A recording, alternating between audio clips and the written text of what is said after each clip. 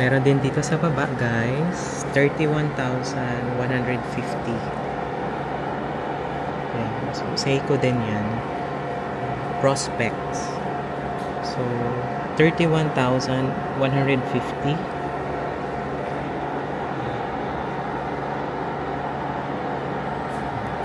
Then, itong isa, Seiko Prospects. 25,200.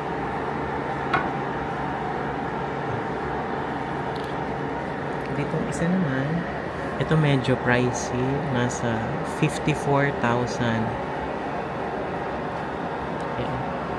So 54,000 po itong Prospect limited edition.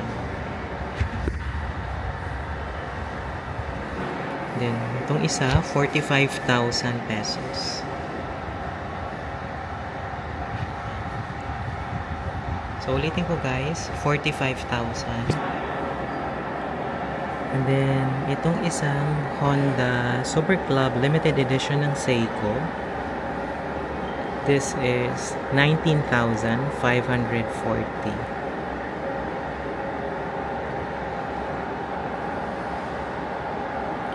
Tapos dito sa baba, meron tayong Prospects Save the Ocean Limited Edition din to. Automatic diver watch na 24,000. This is 24,880 pesos. Yan yung price niya. So, may box na din kasama yan, guys. Meron din dito 22,050. So, this is Seiko.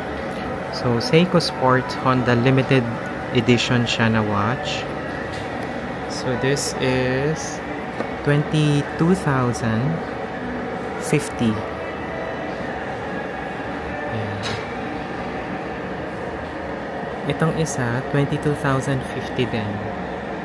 So, itong mga to, limited edition siya ng Seiko na Honda.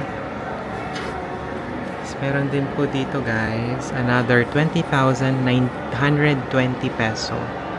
May date na din to, Seiko watch automatic. Ayan.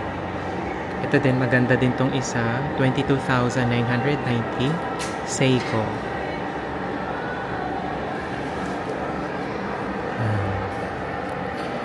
Tapos, yung isa doon na Prospect, it's 28,850.